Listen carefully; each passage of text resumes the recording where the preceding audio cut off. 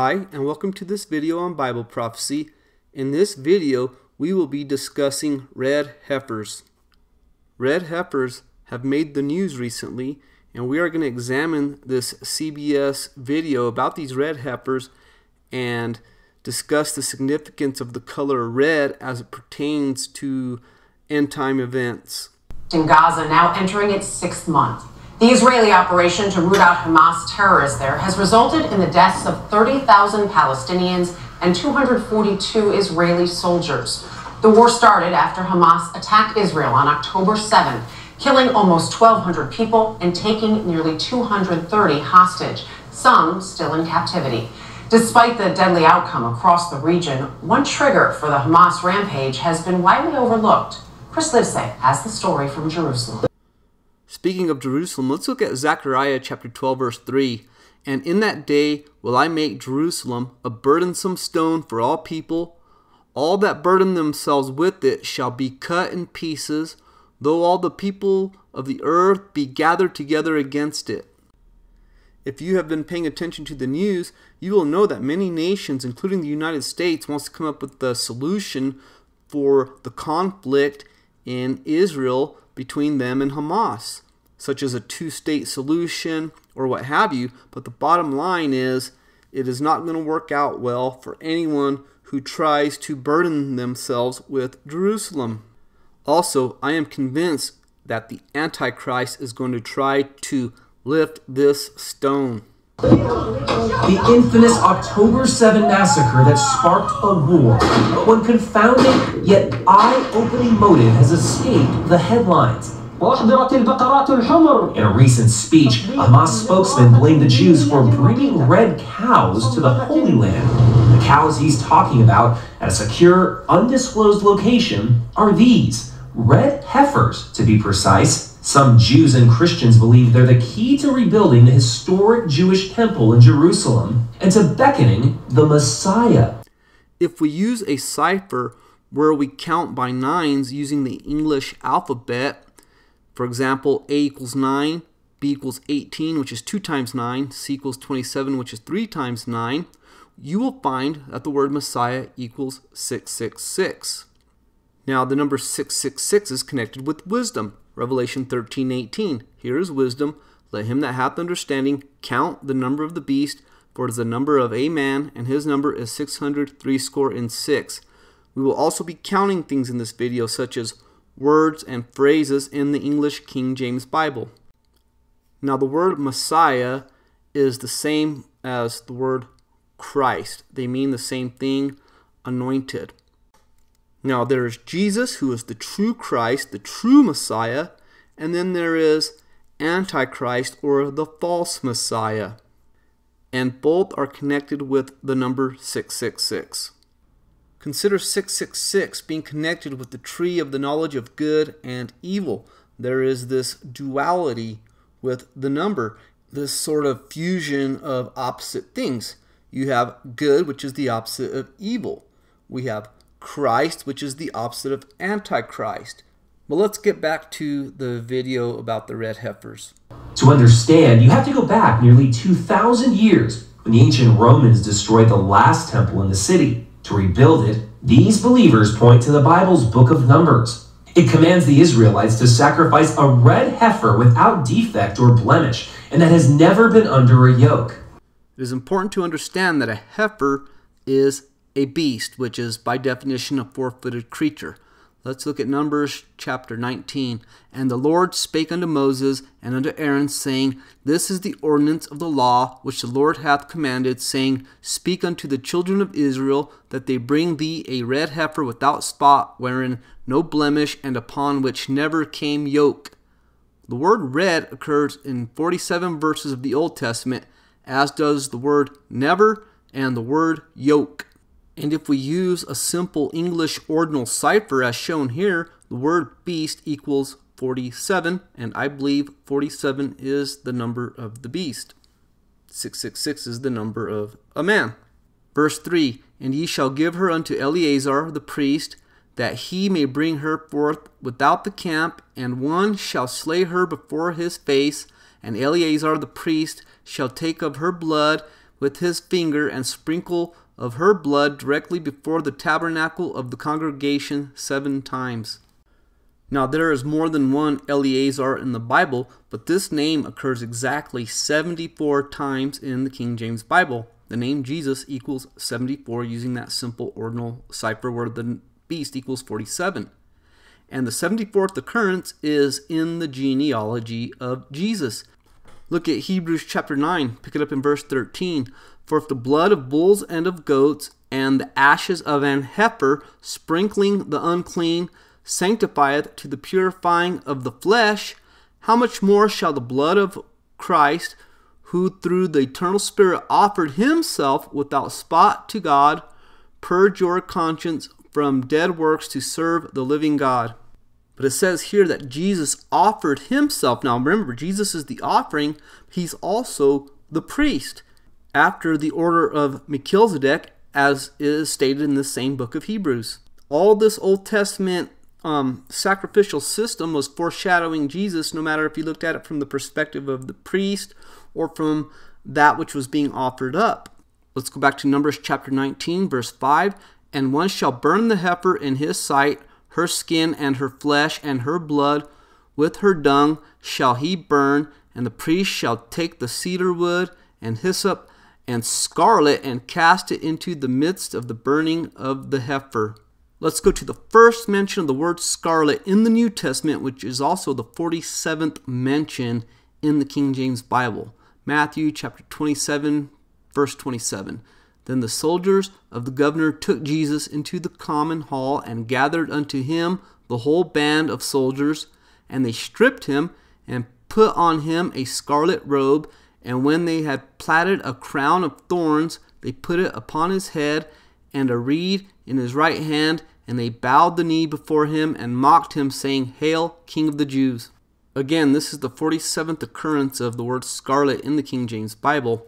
The word thorns occurs in exactly 47 verses of the King James Bible, and the word king occurs 2,256 times, which is a multiple of 47, or 47 times 48. And using the 9 times cipher, the phrase a crown equals 666.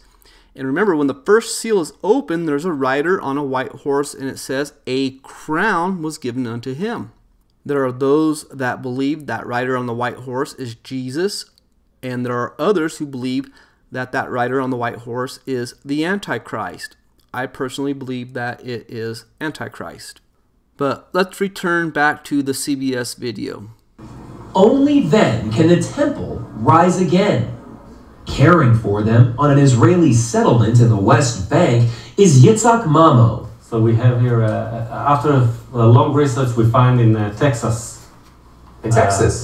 Texas, United States of America. Texas Red Angus, flying them 7,000 miles to Israel. This is not a publicity stunt. What do you mean?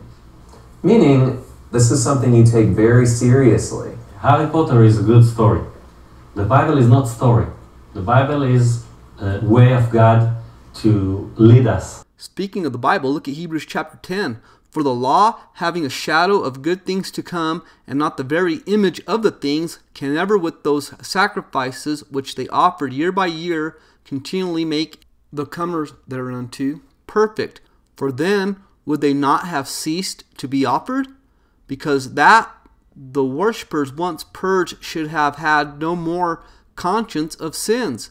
But in those sacrifices there is a remembrance again made of sins every year. For it is not possible that the blood of bulls and of goats should take away sins. Wherefore, when he cometh into the world, he saith, Sacrifice and offering thou wouldest not, but a body thou hast prepared me. In burnt offerings and sacrifices for sin thou hast had no pleasure. Then said I, that is Jesus, Lo, I come, in the volume of the book it is written of me to do thy will, O God.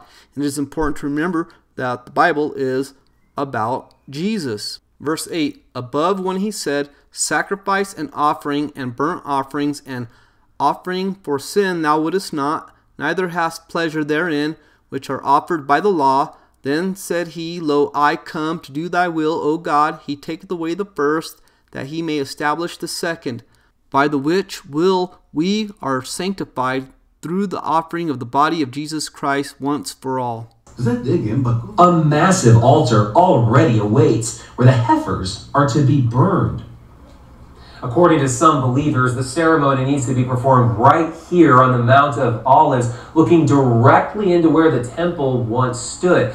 Now, if this event takes place on the Mount of Olives, the significance of that cannot be understated. And rumor has it is going to occur before Passover 2024, which is April 22nd of this year. But look at Matthew chapter 24, because it is from the Mount of Olives where Jesus tells us how the world's going to end. And Jesus went out and departed from the temple, and his disciples came to him for to show him the buildings of the temple. And Jesus said unto them, See you not all these things? Verily I say unto you, there shall not be left here one stone upon another that shall not be thrown down. And as he sat upon the Mount of Olives, the disciples came unto him privately, saying, Tell us, when shall these things be, and what shall be the sign of thy coming and the end of the world? Again, I cannot stress the importance of the fact that they may offer up red heifers or red beasts on the Mount of Olives. It is clearly a sign that we are living in the last days. But something else now stands in its place. The Dome of the Rock and Al-Aqsa Mosque, among the holiest sites in Islam. Today, only Muslims are allowed inside, but that's not stopping Jewish activists outside. 6 days a week, Melissa Jane Kronfeld leads groups from around the world who defiantly pray, as close as armed guards permit. It's not about the destruction of Islamic holy sites. It's about preserving this place and being guardians over the house of God for all people. So you're happy with it where it is? No, it's going to go 100%. But I believe it's going to go. It's 100%. Yeah, the whole thing's going to go. We have to build a temple. When you say that Dome of the Rock has to go, MJ, it's hard for me to imagine something more incendiary. Let me ask you something. The Middle East seems pretty destabilized right now. And the war, if I'm not mistaken, is already here. Look at Matthew chapter 24, verse 4. And Jesus answered and said unto them, Take heed that no man deceive you, for many shall come in my name, saying, I am Christ, and shall deceive many. And ye shall hear of wars and rumors of wars. See that ye be not troubled, for all these things must come to pass, but the end is not yet. So we're seeing the wars and the rumors of wars. That's the stage that we're in. And we have visual evidence of this. There's footage coming out of Ukraine, unlike anything anybody's ever seen, because of drones and technology.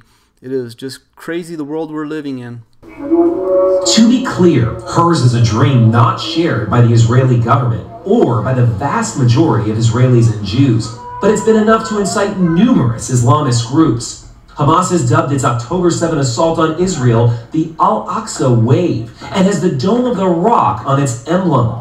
But this is sacred ground to billions of Muslims globally, not just Hamas terrorists, stresses Imam Mustafa Abu Sway of Al-Aqsa Mosque. Al-Aqsa Mosque belongs to all Muslims.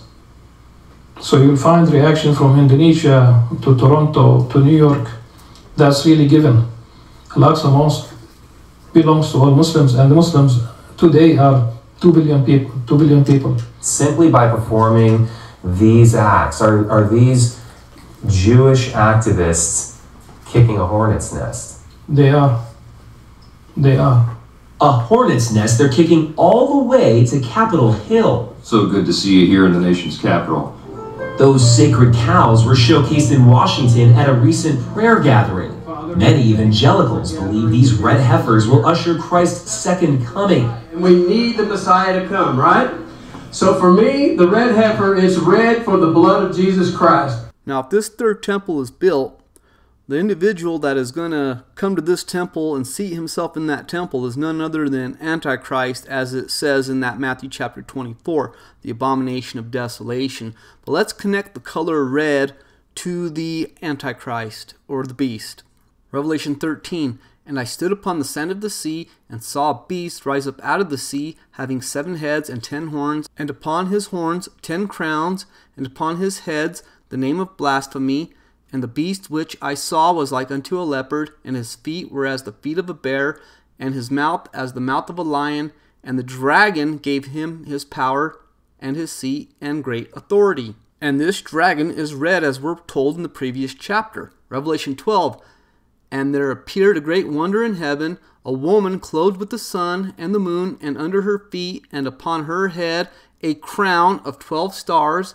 And she, being with child, cried, travailing in birth, and pain to be delivered. And there appeared another wonder in heaven, and behold, a great red dragon, having 7 heads and 10 horns, and 7 crowns upon his heads. And we know that this dragon is the serpent that was in the Garden of Eden. Revelation 20, verse 2. And he laid hold on the dragon, that old serpent, which is the devil and Satan, and bound him 1,000 years. And when we go to Genesis 3, we see that this serpent is a beast. Verse 1. Now the serpent was more subtle than any beast of the field, which the Lord God had made. And he said unto the woman, Yea, hath God said, Ye shall not eat of every tree of the garden? That phrase, not eat, occurs exactly 47 times in the King James Bible. Now it says the serpent was a beast of the field. That is interesting. I'll bring this up later. Look at Isaiah chapter 43, verse 20. The beast of the field shall honor me, the dragons and the owls, because I give waters in the wilderness and rivers in the desert, to give drink to my people, my chosen. Now look what God says to the serpent after Adam and Eve sin. And the Lord God said unto the woman, What is this that thou hast done? And the woman said, The serpent beguiled me, and I did eat. And the Lord God said unto the serpent, Because thou hast done this, thou art cursed above all cattle, and above every beast of the field. Upon thy belly shalt thou go, and dust shalt thou eat all the days of thy life. And I will put enmity between thee and the woman, and between thy seed and her seed. It shall bruise thy head, and thou shalt bruise his heel. Now the seed of the serpent is referring to the Antichrist, or the false Christ.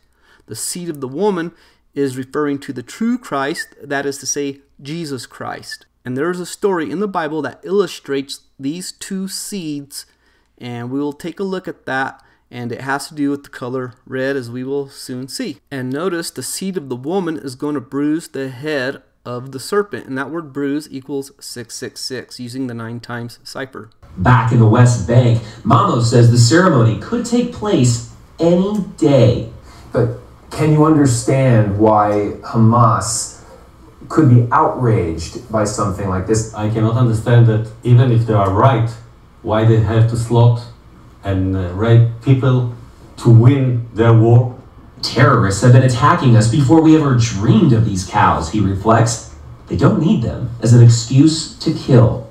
For CBS Saturday Morning, Chris Livesay, Jerusalem. Let's go to a story that illustrates these two seeds. Let's go to the place in the Bible where the word red first occurs.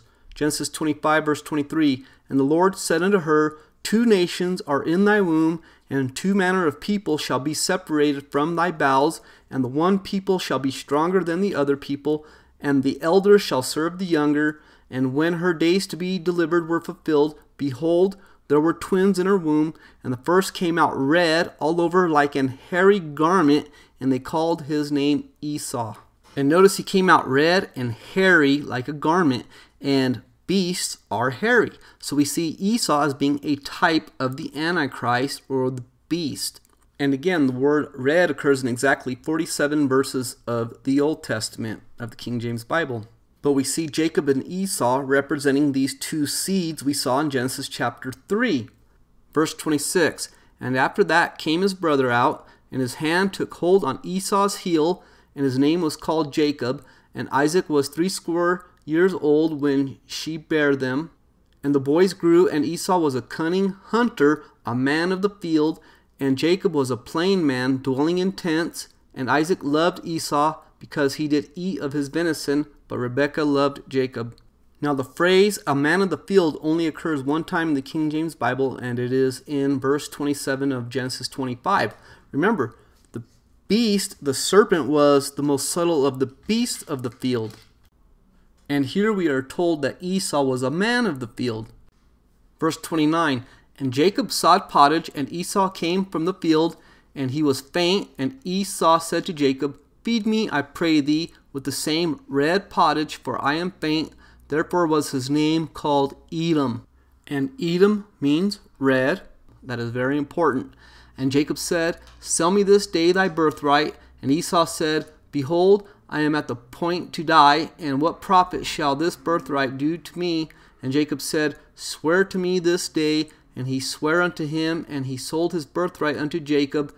Then Jacob gave Esau bread and pottage of lentils, and he did eat and drink, and rose up and went his way. Thus Esau despised his birthright. That word swear occurs 47 times in the Old Testament. And the Antichrist will swear an oath just like Esau did. Let's go to the last book of the Old Testament, Malachi chapter 1. The burden of the word of the Lord to Israel by Malachi. I have loved you, saith the Lord. Yet ye say, Wherein hast thou loved us? Was not Esau Jacob's brother, saith the Lord? Yet I loved Jacob, and I hated Esau, and laid his mountains and his heritage waste for the dragons of the wilderness. Verse 4, Whereas Edom saith, We are impoverished, but we will return and build the desolate places. Thus saith the Lord of hosts, They shall build, but I will throw down, and they shall call them the border of wickedness, and the people against whom the Lord hath indignation forever. The word desolate occurs 141 times in the Old Testament, which is 47 times 3, and the phrase forever occurs in 329 verses of the Old Testament, which is 47 times 7, not 8. There's a typo in the slide. Let's go to an important place where the word Edom occurs in the Bible, Isaiah 63. Who is this that cometh from Edom with dyed garments from Bozrah? Question. This that is glorious in his apparel, traveling in the greatness of his strength, I that speak in righteousness, mighty to save. Wherefore art thou red in thine apparel, and thy garments like him that treadeth in the wine fat? I have trodden the winepress alone, and of the people there was none with me. For I will tread them in mine anger, and trample them in my fury, and their blood shall be sprinkled upon my garments, and I will stain all my raiment. Now this is Jesus as pictured in Revelation chapter 19, but that phrase, art thou, occurs 74 times in the Old Testament, and the name Jesus has a value of 74. But look at that first phrase, those first two letters, who is, because that phrase equals 666 using the 9 times cipher, as does the name Jesus.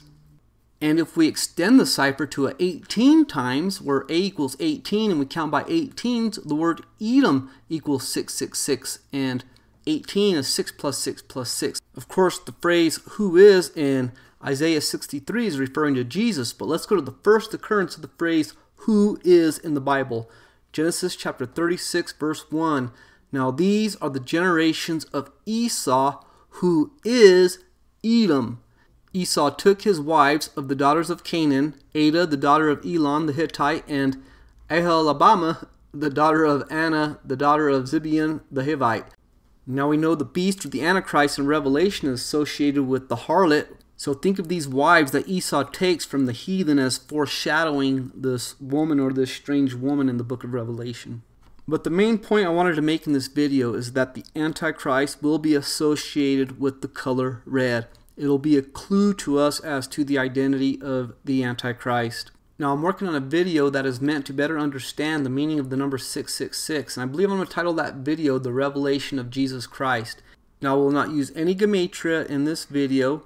We'll just be counting things in the Bible, primarily counting the number 666 and the number of the beast 47. This is going to be a long video, maybe close to 2 hours, and I'm dividing the video up into chapters as shown here.